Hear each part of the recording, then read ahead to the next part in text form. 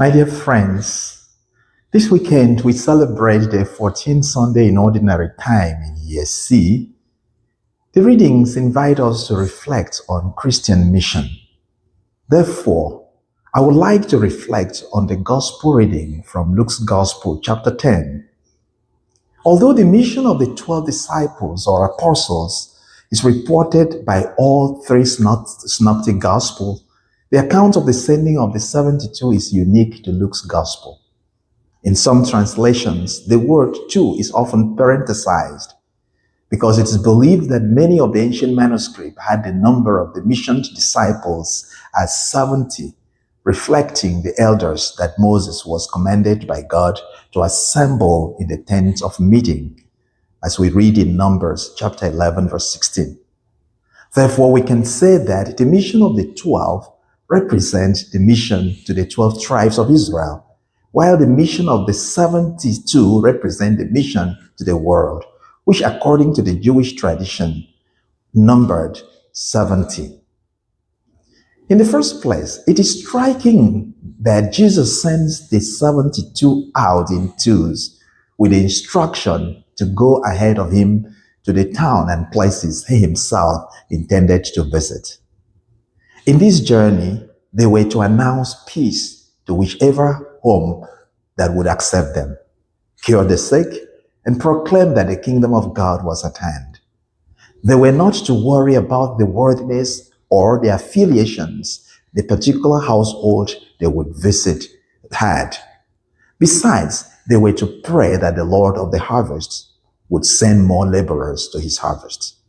In other words, mission belongs to God, and he directs his path. Since the mission was God's own, the disciples were not to allow themselves be weighed down by the demands of the mission, or be paralyzed by trying to figure out who is fit or not fit for the mission. Now, notice that Christ also warns that they are sent out as lamb among wolves. This is a critical comment that points to the complexity and challenges of missionary work. Now imagine yourself as one of the 72. Imagine what would be the most challenging part of that mission. Now, everyone who knows about sheep will understand the danger of wolves. Generally, lambs in the field cannot defend themselves against wolves. The cost of being a missionary is that you are exposed to varied experiences, be it the good, the bad, the ugly experience. Many people have asked me how I got my vocation to being a missionary priest. It was actually the Irish missionaries who came to Nigeria that inspired me the desire to be a missionary. In Ikot Diocese, Nigeria, which is my home, we had a few of them, one of them being Father Paul Hardy, who passed recently. But from the Vincentians, my religious order, we had many of them.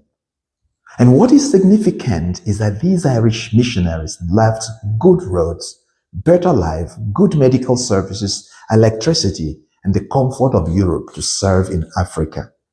Many of them died of malaria and other tropical diseases. There was a saying then that Africa was the grave of the white man. But in spite of all this, these men and women were selfless for the mission. Sometimes they were welcomed by the natives.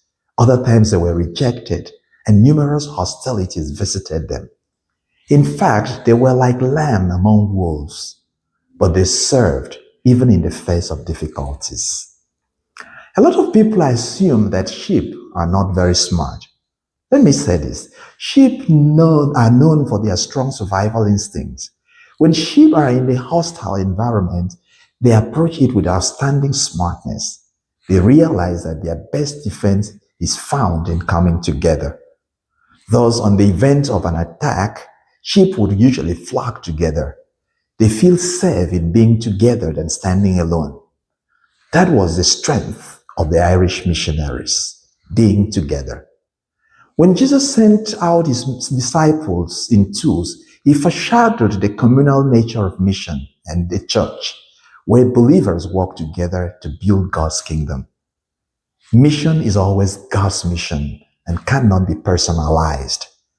God is the initiator and primary actor in mission, and the church, through the members, is called to participate in God's ongoing work in the world.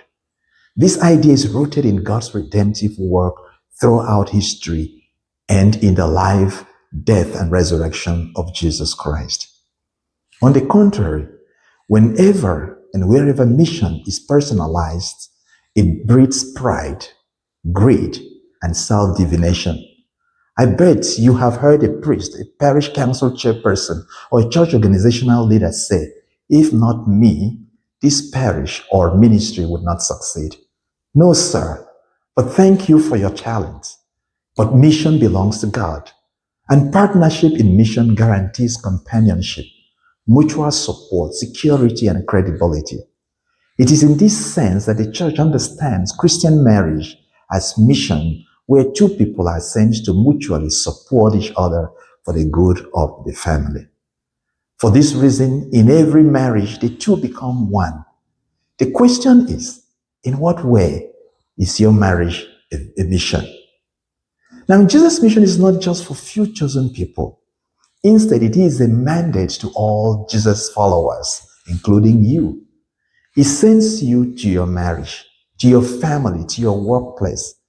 And notice that Christ's mission is motivated by love for God and for people, and it is manifested in the service that we render.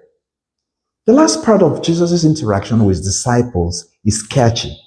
When the disciples came back and were proud on how the devil fell like lightning, Jesus reminded them that mission was about God, whether they succeeded or not.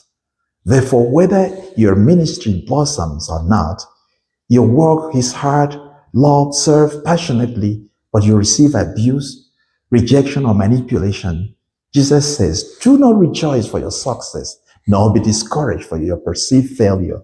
Rather, be happy that your name is written in heaven. Because as St. Ignatius says, God does not demand success from us in our ministry, only faithfulness.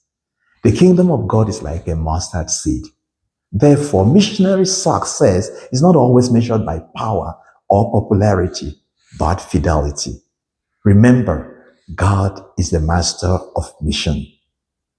May God bless you.